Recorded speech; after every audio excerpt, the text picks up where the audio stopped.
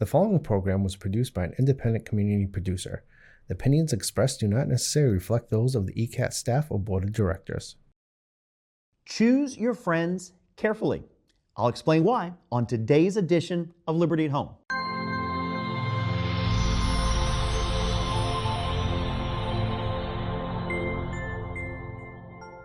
Hello there, and welcome to our latest episode of Liberty at Home.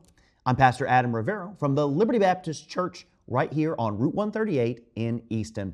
As always, we're broadcasting from the state-of-the-art digital studios of ECAT, just around the corner from one of the area's hidden jewels, the Easton Children's Museum. On today's episode, we're going to continue our chapter-by-chapter study of the Proverbs by looking at a few verses in chapter number 13. So let's read together, starting from verse number 20. And the Word of God says, "He that walketh with wise men shall be wise, but a companion of fools shall be destroyed. Evil pursueth sinners, but to the righteous good shall be repaid." I'm reminded of a story I once heard about some crows. One day, a farmer grabbed his shotgun to shoot at a murder, yes, that's the correct word, a murder of pesky crows. Unfortunately, he didn't see his very sociable parrot that had joined the crows before he pulled the trigger. After firing a few shots, he walked over to the fallen birds and was shocked to find his parrot badly ruffled with a broken wing.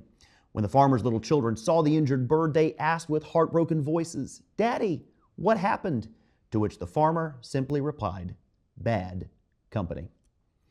In today's text, Solomon implores his son, and us as well, to choose good friends in his life. After all, Solomon says you'll be influenced by those you hang around. I can't imagine that Solomon could have possibly realized how important this lesson would have been for his son Rehoboam just a few years later after he penned these words. You see, after Solomon died, his son Rehoboam ascended to the throne of Israel in his father's place. The people of the kingdom came to Rehoboam and asked him if he could reduce the burden of their taxation upon them. You see, people complained about taxes even 3,000 years ago. Now, Rehoboam, as a new king, was not sure what to do in regards to their request. So first he went to the wise advisors of his father, who were still alive. Their advice was simple: reduce their burden, and they'll gladly serve you for the rest of your life. But Rehoboam was not content with this answer, and instead went to his young friends. Note the air quotes when I say the word friends, because these young men grew up insulated from the realities of life and lacked wisdom in every way. They were not good friends. Their advice to Rehoboam did him no favors. They told him to come down hard on these freeloaders. They said, "Tell them if you thought my father was tough, I'll be even tougher." The end result? The people of Israel rebelled, the nation was split in two, and irrevocable harm came to the kingdom for hundreds of years. Why? Couldn't this have been avoided? Well, of course it could have, if Rehoboam had decided to keep good company. Now look, I may be a preacher, but I'm not a meddler. I don't care what anyone says. Now, I don't know you, and I don't know the group of friends that you keep. But I will say this to you today. The Word of God gives us clear warning that bad company will end up bringing out bad choices and therefore bad consequences in our life. When it comes to choosing your friends, choose wisely. If you have a friend or friends who have a negative influence in your life, reconsider if they're truly your friend or not. But, well, let's end on a more positive note. Also from the words of Solomon in Ecclesiastes chapter 4, as he talks about the wonderful benefits of having good friends. He says, "Two are better than one, because they have a good reward for their labor.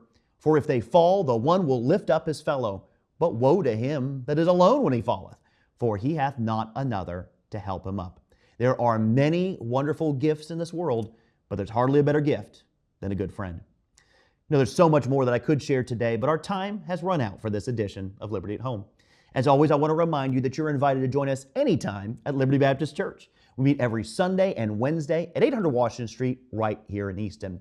You can learn more about us from our website, mylibertybaptist.org, where you can find out more about our doctrine, watch our church live stream, or listen to our sermon podcast. Well, as we sign off for today, don't forget that where the Spirit of the Lord is, there is liberty. I'm Pastor Adam Riveiro, and I'll see you next week right here on ECAT with another episode of Liberty at Home.